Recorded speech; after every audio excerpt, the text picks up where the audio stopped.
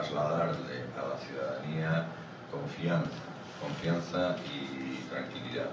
Es decir, confianza desde el punto de vista de que somos capaces, y así lo hemos demostrado a lo largo de todos estos años en el Ayuntamiento, y lo demostraremos también con la presentación de las bases del proyecto de futuro de nuestra ciudad.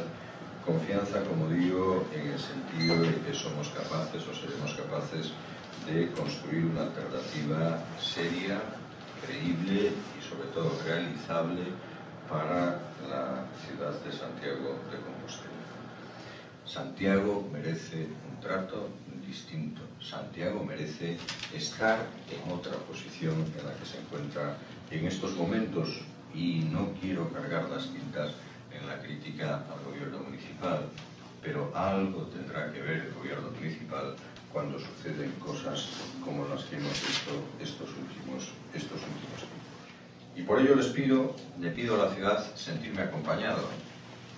Yo lo estoy, evidentemente. Tenemos una sólida estructura de partido, tenemos una sólida estructura municipal, pero queremos que este proyecto sea de todos los ciudadanos de Santiago, o por lo menos de todos aquellos que se identifiquen con un cambio.